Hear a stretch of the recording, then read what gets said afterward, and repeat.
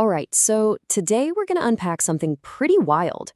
We're breaking down a press conference where a major government department gets a total rebrand.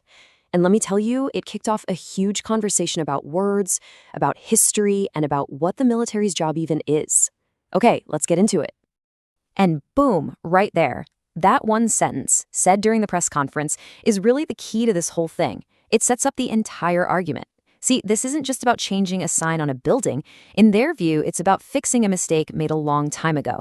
This is the idea we're going to explore. Okay, so here's our game plan for breaking this down. First, we'll look at the actual announcement. Then, we'll dig into the history they used to back it up.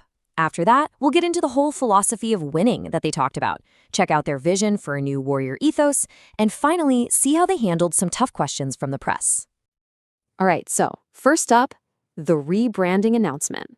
And really, this whole thing kicks off with one very specific, very powerful action. So what actually happened? Well, the speaker sits down and signs an executive order.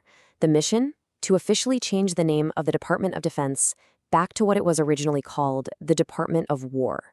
And they made it clear this wasn't some random idea. They said it came after months of talks and planning. Okay, but why? I mean, why make such a huge change? And that brings us to their number one reason. They made an argument based on history, about going back to what they called a more victorious time. Now, this is where the story they're telling gets really interesting. Look at this timeline. It starts way back in 1789, George Washington, the Department of War, is born. Then you have this major pivot point in 1947, right after World War II, when the name gets changed to the Department of Defense. And here's the kicker, the crane that ties it all together, that since that name change, the country hasn't won a single major war. And this quote from the newly appointed Secretary of War, a guy named Hex, just nails it. It spelled out their argument perfectly. The connection they're making couldn't be clearer. The name Department of War equals, in their words, total victory. So you can see how this historical argument leads right into a much bigger idea, right? This wasn't just a history lesson. It was about contrasting two completely different philosophies, two different ways of thinking about the military. And wow, they really lay it out here. It's a tale of two departments, at least in their eyes. On one side, you have the Department of War. The words they use are things like total victory, winning, strength. And on the other side, the Department of Defense. And look at the descriptions here. Woke, politically correct, endless conflicts, and this phrase, fight to a tie. Yeah, that idea, fighting to sort of tie, that was a huge part of their criticism. This quote really gets to the heart of their argument, that after 1947, the whole mission changed from winning decisively to just managing long conflicts without a clear end goal. Okay, so if that's the problem they're pointing to, what's the fix? Well, that brings us to their vision for what comes next, and they call it a new warrior ethos. The whole idea here is to do two things. One, bring back this warrior ethos, and two, restore clarity as an end state. The subtext is pretty clear.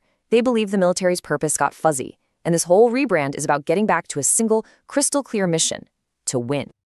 And they didn't just leave it at that. They got super specific about what this new mandate actually means. It's about being proactive, not reactive, going on offense. It's about prioritizing, in their words, maximum lethality over tepid legality, and violent effect over being politically correct. You can see this is suggesting a major shift in military doctrine itself. And Secretary Hex wraps the whole thing up with a bow with this line. It's like a new slogan. Peace through strength brought to you by the War Department. We're back. This really captures their whole philosophy, that the only real way to have peace is through undeniable, overwhelming strength. You know, when you make a huge announcement like this, people are going to have questions, practical questions. So let's get into the QAA part of the press conference, where they had to talk about what this means in the real world. First one up is a big one. How is this going to look? What kind of message does this send out to our enemies, to our friends, and to folks right here at home? And their answer was super straightforward. They said the whole point is to send a message of victory and strength. It's not an accident. It's a deliberate choice to project a new image of a more aggressive and decisive military force. But then someone points out what seems like a pretty big contradiction, right? You've been working on peace deals, so how can you turn around and rename a department the Department of War? Doesn't that send the exact opposite signal? And this is a really key part of their argument. They're saying, look, peace and strength aren't two different things. They're connected. The logic they presented was that the only reason they got peace deals in the first place was because of strength.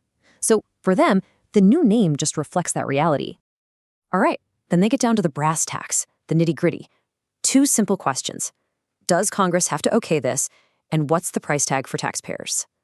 And the answers they gave were, well, a little fuzzy. On the whole Congress thing, it was we're doing it by executive order, but we'll show it to them.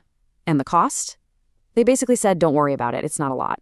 They'd be frugal, just changing things like stationery when the old stuff runs out. So, when you boil it all down, what's the big takeaway? This was never just about a name.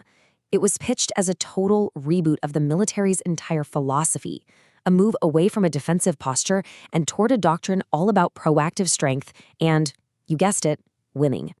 Which really just leaves us with one massive question to chew on, doesn't it? What's really in a name? Can changing one word truly change an entire culture, an entire mission, and even how a nation sees itself on the world stage? That's the big idea at the heart of all this.